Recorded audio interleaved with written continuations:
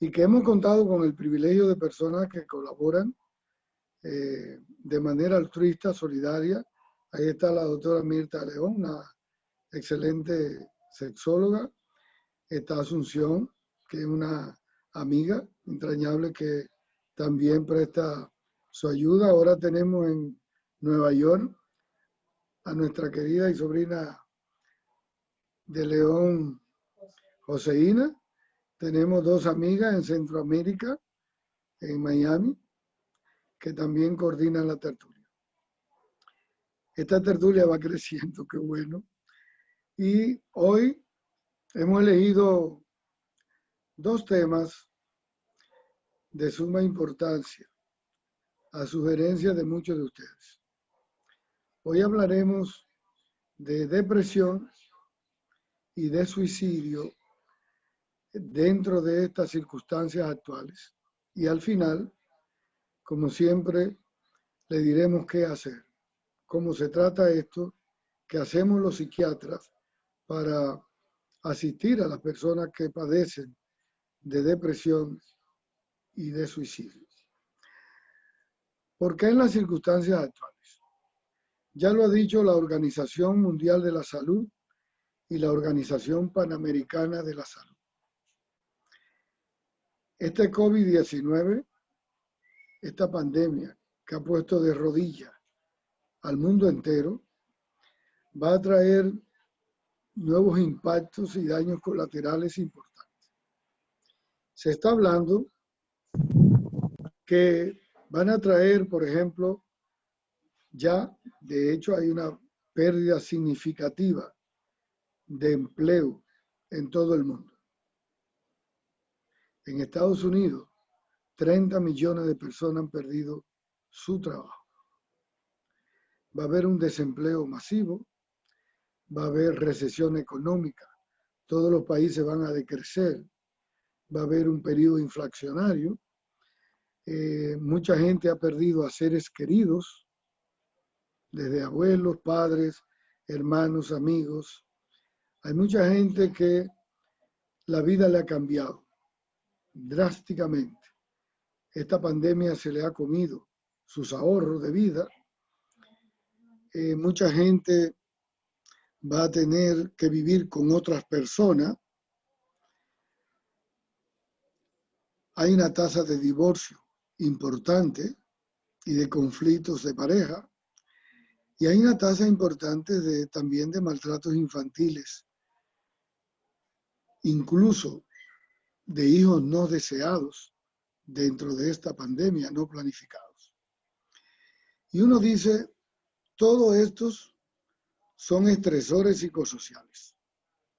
Son circunstancias que llegaron a nuestras vidas de repente, que nos han impactado y que nos han cambiado el sistema de ser de cada uno.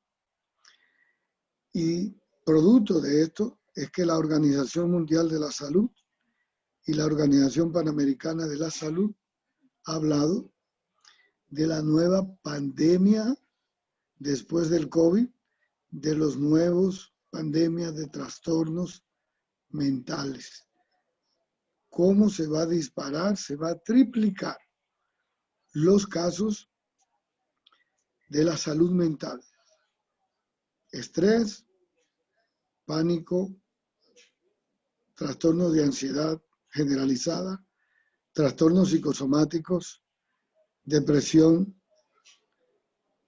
adicciones, divorcios, conflictos familiares, problemas sociales, depresión y suicidio en el mundo.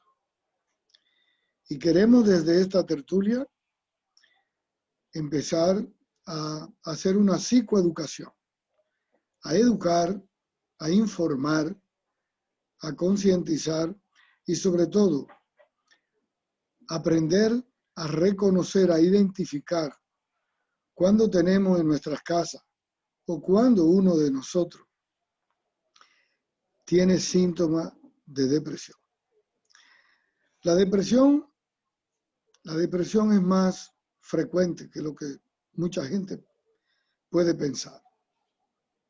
Le diría que de cada 10 personas que van a la atención primaria por enfermedades, 6 de ellos tienen síntomas de depresión y no lo saben y no son diagnosticados. El 20% de la población en cualquier país del mundo tiene riesgo de padecer de depresión en diferentes edades, desde la niñez a la adolescencia, a la adultez, en la vejez, tenemos esa probabilidad. El 70% de la gente que camina en nuestras calles tiene síntomas de depresión o está cursando con una depresión y no ha sido ni diagnosticado ni tratado y tampoco tiene conciencia de qué le sucede.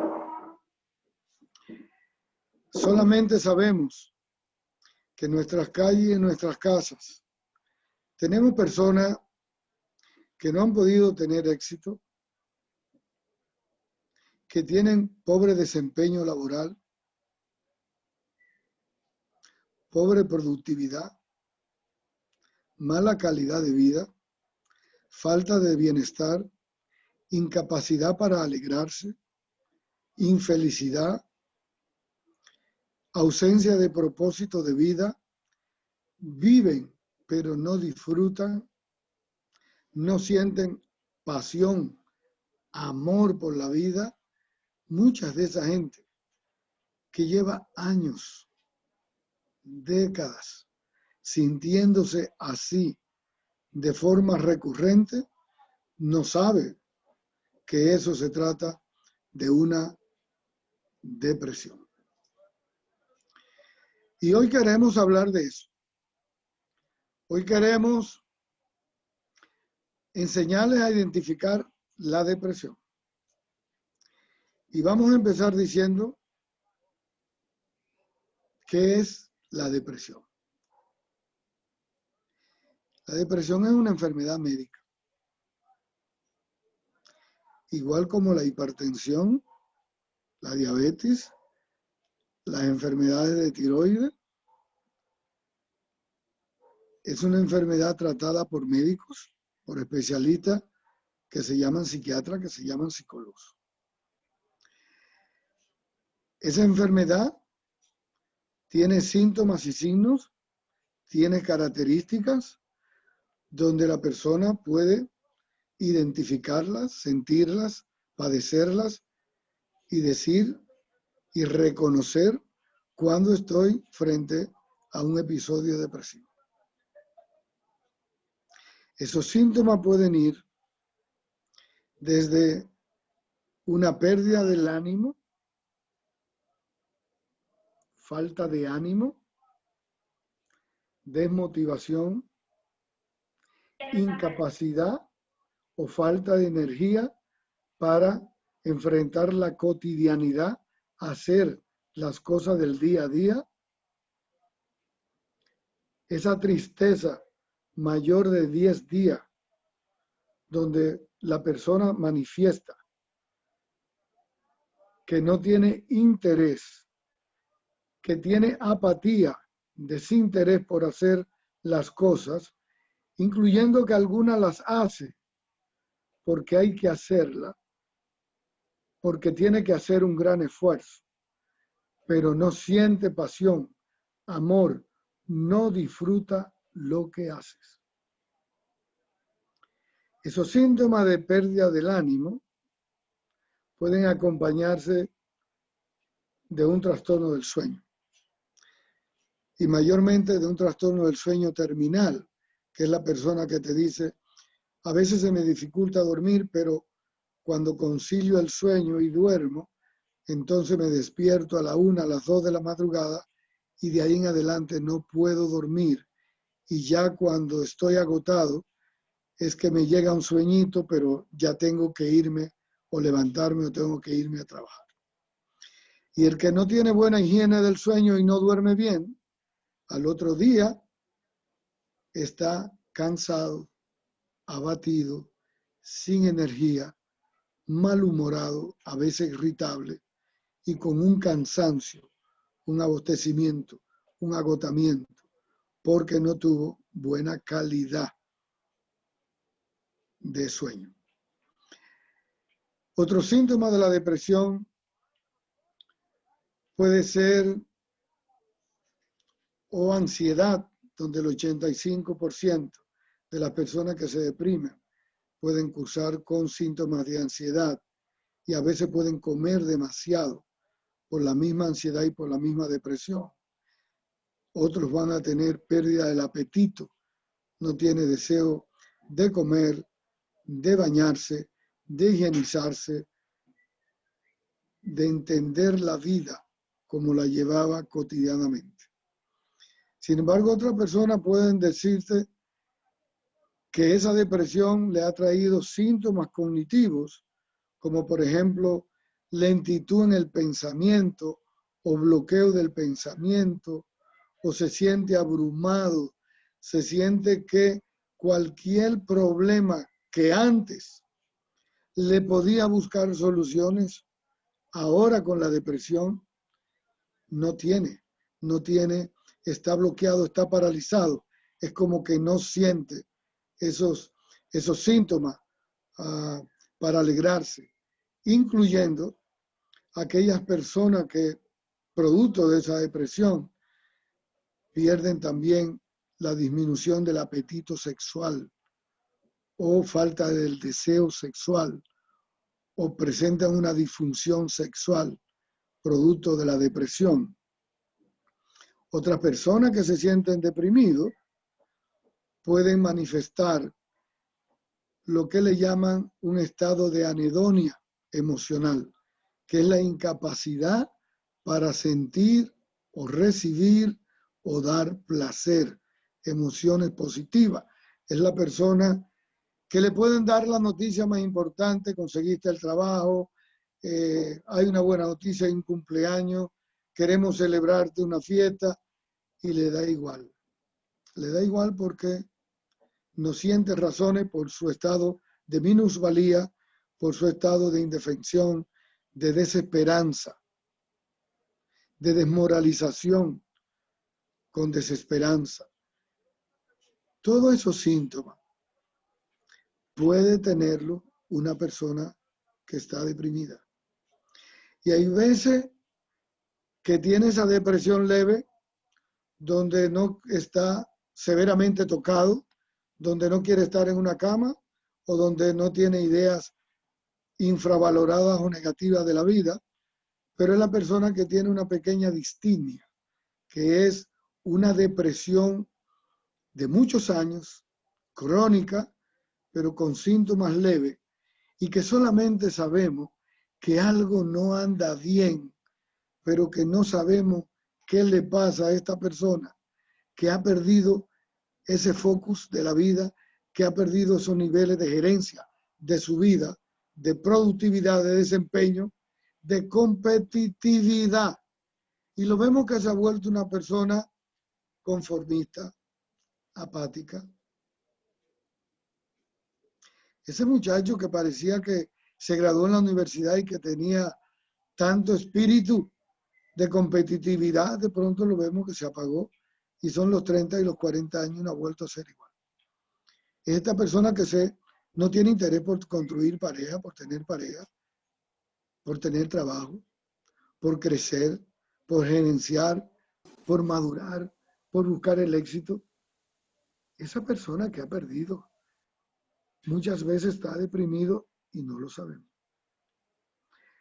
Ya posicionando así los síntomas cardinales de la depresión, pasaremos a decir, bueno, lo que todo el mundo se pregunta: ¿cuáles son las causas de la depresión? O lo que la gente suele preguntarle a los psiquiatras: doctor, ¿por qué me deprimo? ¿Por qué esto me pasa a mí? ¿Soy yo el único? ¿Por qué algunos pueden extrañarse y hacer preguntas como esta?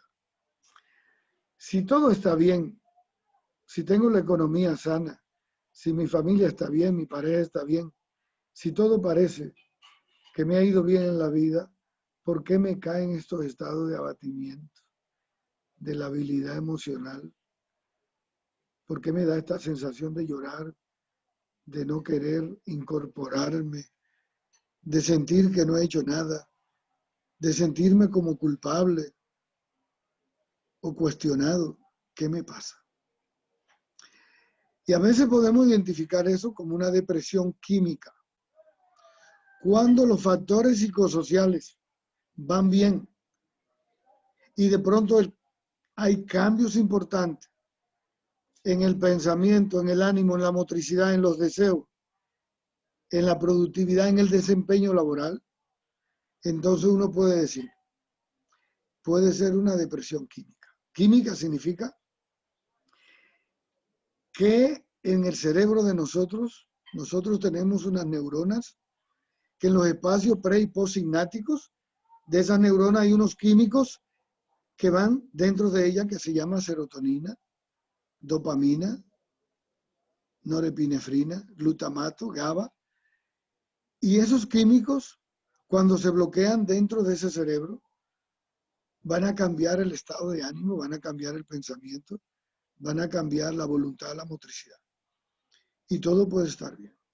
Entonces ahí se habla de una depresión química. Pero también la depresión puede tener causas médicas, que son la mayoría a veces. El paciente diabético muchas veces se deprime. El paciente que sufre de tiroides, siendo la tiroides quien más regulariza el metabolismo basal hormonal del organismo, entonces pueden cursar con depresión. Los pacientes que han tenido infarto o cáncer o fibromialgia o esclerosis múltiple o una enfermedad neurodegenerativa o estas enfermedades catastróficas, crónicas, no transmisibles, lógicamente esas personas van a padecer de depresión en algún momento. Pero también esa depresión puede tener causas de tipo psicosociales. Un divorcio puede ser una causa de depresión, una ruptura amorosa en un adolescente, en un adulto.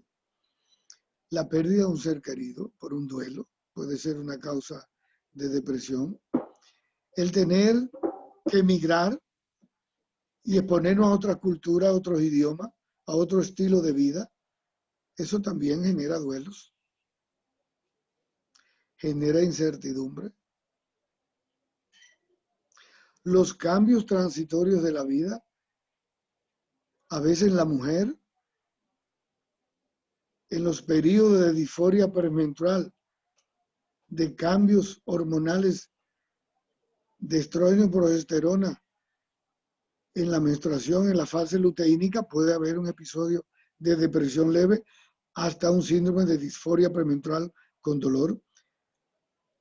Las depresiones durante el parto, por los mismos cambios hormonales y químicos. La depresión después del parto son factores causales de esa depresión. Y evidentemente, la depresión también tiene un factor heredofamiliar. Siempre en una historia preguntamos a una persona si alguien más en la familia se deprime. Porque a veces la abuelita se deprimía, se deprime la mamá.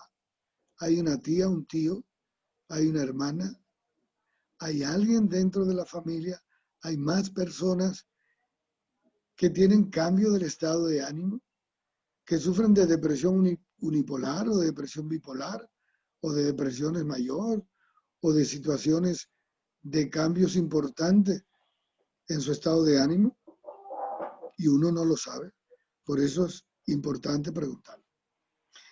Si ya hemos analizado esos factores estresantes, causales, que son disparadores de episodios depresivos en la vida de una persona, evidentemente que a veces los síntomas impactan más dependiendo del tipo de personalidad. Del tipo de la personalidad de quién tiene la depresión. Ya lo decía Aristóteles, cada ser humano es único e irrepetible. Lo que puede impactarte y lo que puede estresarte y lo que puede llevarte a un episodio depresivo puede ser que otra persona tenga habilidades, destrezas, inteligencia emocional o social para buscarle solución y para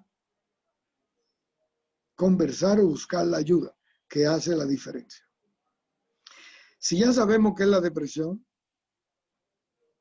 si hemos conocido los síntomas clínicos de esa depresión y los factores de morbilidad, de prevalencia, de incidencia que hemos hablado de la depresión, uno diría, bueno, ¿y cuáles son las complicaciones de la depresión? ¿Qué buscamos en una historia en cada persona sobre la depresión? Las complicaciones, los daños colaterales, las consecuencias. Hay una gran cantidad de personas que se han convertido en abusadores, en consumidores y hasta en dependientes de alcoholismo, producto de una depresión y no lo sabían.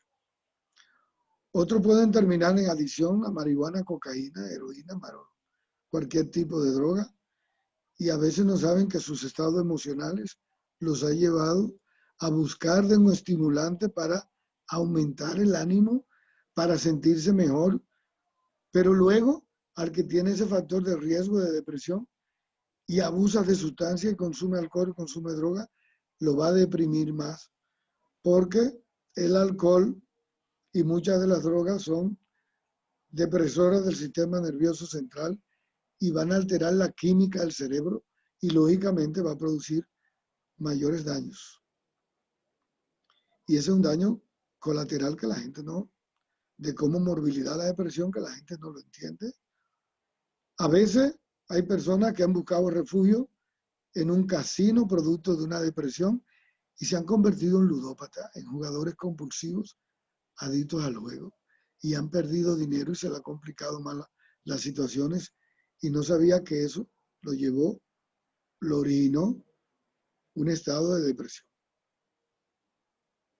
Otras personas pueden tener ausentismo laboral, pueden tener fracasos laborales, pobre desempeño, pobre productividad, estado de minusvalía, de indefensión, de desesperanza, de vivir la vida como apático a todo, y la gente puede verlo como sinvergüenza, la gente puede percibirlo como personas indiferentes, la persona puede en la casa verlo como fracasado o no exitosos, y a veces los culpan y no saben que esta persona tiene años padeciendo de depresión, incluyendo una de las causas más complicadas de la depresión, que es el suicidio. Es decir, del 15 al 25% de las personas que, si no reciben tratamiento médico, pueden tener una de las complicaciones más severas de la depresión, que es el suicidio. Y es importante, y lo estoy tratando hoy, este tema, para que la gente entienda los factores que llevan a una persona también a suicidarse. Uno dice, bueno, si ya hemos hecho el recorrido por la depresión, podemos preguntar,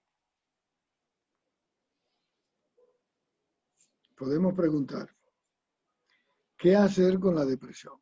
Si ya la hemos diagnosticado, ya la conocemos, la hemos olfateado, ¿qué hacer con la depresión? Antes de decir algún tratamiento, les voy a decir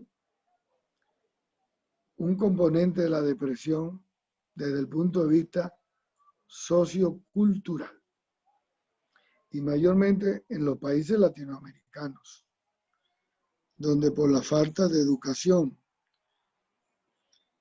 Muchas veces cuando conocemos, convivimos con alguien que está deprimido o deprimida dentro de una familia, a veces le hacemos mucho daño cuando le decimos cosas como esta, que no deben de decírsele nunca a una persona que está deprimida.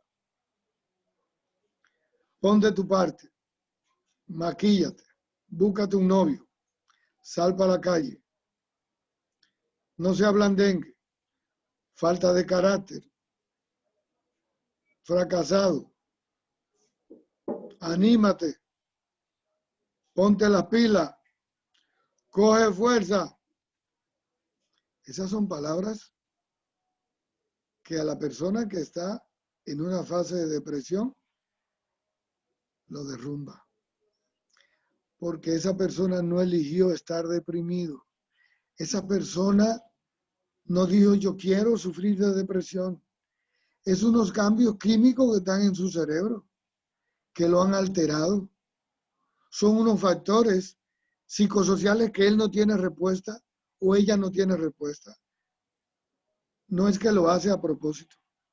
Y decirle esto le hace mucho daño. Entonces, ¿cuál es el tratamiento? Desde el punto de vista psicológico, número uno, apoyarlo. Apoyarlo, estimularlo a que vaya donde el trabajador de la salud mental, al psicólogo, al psiquiatra, que pueda buscar la ayuda y que usted lo pueda acompañar. Lo segundo es nunca estigmatizarlo como que tiene una enfermedad que no se va a curar, que no tiene tratamiento. La depresión se trata, se cura, se supera. La depresión tiene solución. No deben de tener miedo de ir al psiquiatra, de ir al psicólogo. Así como usted va donde el cardiólogo, porque le duele el pecho, usted va donde el urólogo, o va donde el ginecólogo, o va donde el endocrinólogo. Muchas personas van donde especialistas, qué bueno.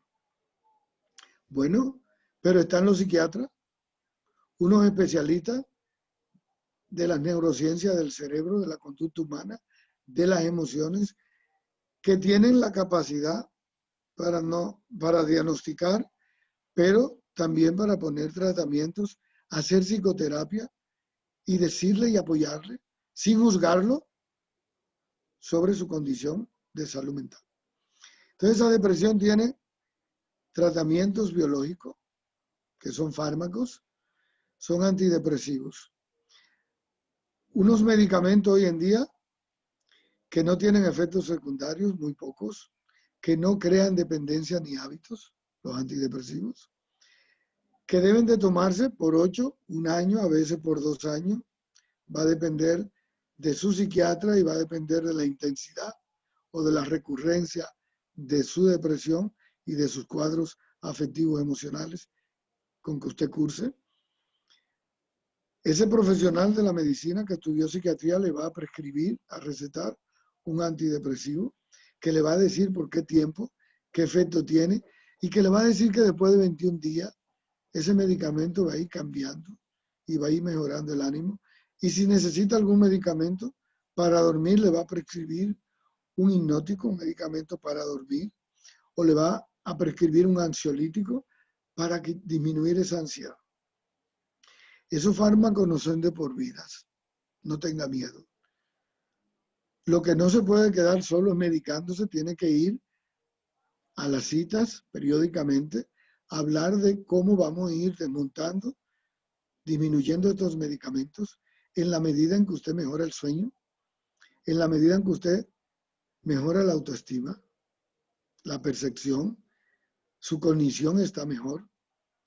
En la medida en que esos fármacos antidepresivos van a su cerebro y le hacen un proceso de neurogénesis o un proceso de neuroplasticidad cerebral, es decir, que le ayudan a producir unas nuevas células cargadas mayormente de serotonina, dopamina, y su cerebro comienza a modificar parte de esas estructuras y de pronto usted comienza a mejorar el estado de ánimo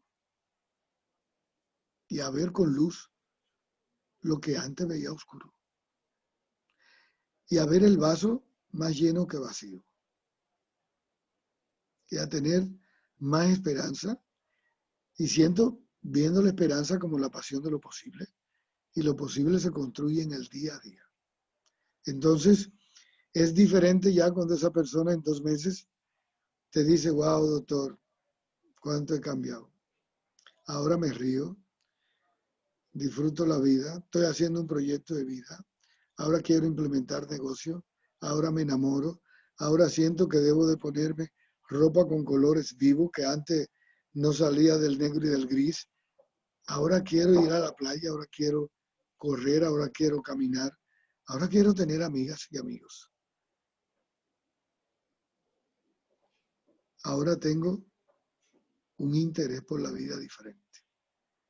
Entonces, ahí nos damos cuenta de la importancia de los medicamentos, del tratamiento psicoterapéutico, del tratamiento del acompañamiento psicoterapéutico, de una terapia cognitivo-conductual que trabaja en los pensamientos, o una terapia emotiva racional, o una terapia personalizada psicodinámica, cualquier recurso de cualquier psicoterapia ayuda, modifica, estimula un crecimiento y un cambio en la estructura y en los esquemas mentales, en la percepción de las emociones, en las actitudes emocionales, que nos hace ser diferentes, nos hace ser mejores personas, más felices, más entregados, más afectivos. Ahora sentimos la vida con pasión, con amor. Y ya haciéndose el recorrido por la depresión, pienso que no se ha quedado casi nada. Les voy a hablar en los pocos minutos que nos quedan sobre el suicidio. Les decía ahorita que la humanidad ha perdido seres trascendentales por un suicidio que mucha gente no tiene una explicación. Quizás es el suicidio de Judas, pero el suicidio de escritores tan famosos como Ana Frank, o del suicidio de esa mujer magistral que escribió esa mejor canción, Gracias a la vida que me ha dado tanto, Violeta Parra, cuando se suicidó. O ese suicidio de Hemingway, el hombre del mar y el viejo. O el suicidio de personas tan trascendentales. Robin Williams hace apenas unos años, un actor famosísimo, y dejó una carta diciendo que era la persona más pobre y más infeliz y hacía películas de levantar el ánimo y de payasos. Y lo tenía que hacer basados en consumo de drogas y de grandes sacrificios. Nos impactó en República Dominicana el suicidio de Antonio Guzmán, siendo presidente de la República. Y así hemos tenido tanta y tanta gente. No importa la clase social, no importa la religión, no importa el estatus, no importa la economía, no importa el color de la piel, no importa quién tú eres, puedes tener factores de riesgo de suicidio. El suicidio tiene un componente desde químico, biológico, hereditario, sociocultural, antropológico, filosófico, social, religioso. Miren, hoy en día somos tan injustos y vemos el suicidio de una forma tan estigmatizante, peyorativa, prejuiciosa, discriminativa, que al día de hoy, en una sociedad que parece que ha madurado y ha crecido, todavía hay personas que se suicidan y le niegan hacer una misa o una despedida religiosa porque quieren que van al infierno. y es una enfermedad. Todavía hay instituciones como las Fuerzas Armadas que le cuestan negarle o le niegan al soldado que se suicida las prestaciones o la ayuda a la familia o darle el apoyo o el reconocimiento. Si descubren que se suicidó, cambia la mirada, cambia el perfil. Todavía aquí hay instituciones empresariales, políticas, religiosas, que si una persona se deprime y se manda un diagnóstico de depresión, lo ven diferente, lo estigmatizan. Y si saben que un familiar se suicidó, lo cuestionan, lo ven como vulnerable. Eso es prejuicio. Eso es prejuicio. Y es una pena que hoy, en siglo XXI, podamos seguir con estos esquemas mentales. Entonces pienso que el suicidio ha existido siempre. Desde la depresión del rey Saúl al suicidio de la Biblia y los suicidios que se han dado en diferentes épocas y que se van a seguir dando porque el 5 al 6%, el 8% de cada 1000 habitantes tiene el riesgo de suicidarse en cualquier país del mundo. El suicidio hay que verlo simplemente como una autoagresión al yo, una autoagresión personal donde la persona siente esa necesidad sin retorno de quitarse la vida porque ha encontrado que la vida no tiene sentido o le es sufrible o está en un estado de minusvalía, de desesperanza, de visión en túnel, de ver el fracaso y entonces toda esa cascada de abrumación, de impotencia, de culpa,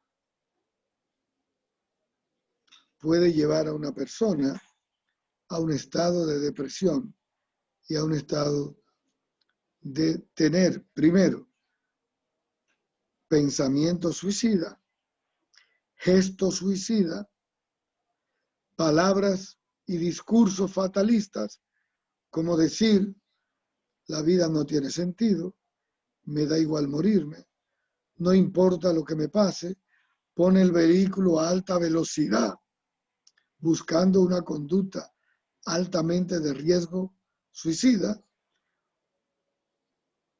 Entonces uno se da cuenta de que esta persona tenía conductas, gestos. Es diferente si ha tenido ya un intento o ha tenido un familiar que se ha suicidado, evidentemente que la intervención es diferente. El intento de suicidio es una emergencia, una urgencia psiquiátrica, que hay que internarlo y que hay que tratarla y que a veces la decisión la tiene el médico psiquiatra. Desgraciadamente hay familias que no entienden estas cosas cuando se les dicen, a veces piden su de alta, se quieren llevar a su paciente o cuando en la consulta tú le tienes que decir a una persona que te ha manifestado las ideas o el intento o el gesto, se niegan a veces. Y a veces hay que ponerlo en el récord como una constancia de que sí se le dijo, se llamó o se le manifestó a algún familiar. Uno dice, bueno, pero aparte de la depresión, ¿qué otras enfermedades psiquiátricas pueden conllevar, predisponer al suicidio de riesgo biológico, psicológico, emocional? Primero, que causa la depresión en el mundo. Bueno, pero segundo están las adicciones, están los trastornos del estado de ánimo, la bipolaridad, la esquizofrenia. Están los trastornos, algunos tipos de trastornos de personalidad. Y lógicamente están aquellas personas que por alguna condición, desde el punto de vista cognitivo, psicológico, de autoestima, emocional, o no tienen esos factores de habilidades, de destreza, de buscarle soluciones a la vida.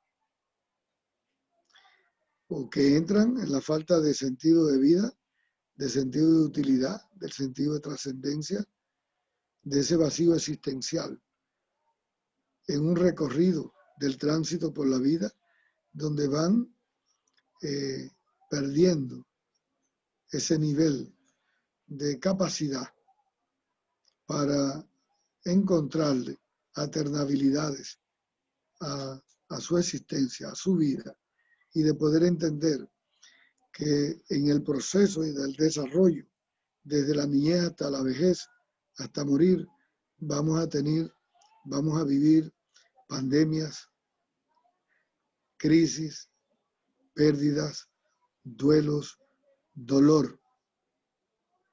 El dolor que es inevitable. Pero siempre le digo a la persona, una cosa es el dolor que es inevitable, pero el sufrimiento es usted que decide si se va a quedar siempre atrapado en el sufrimiento.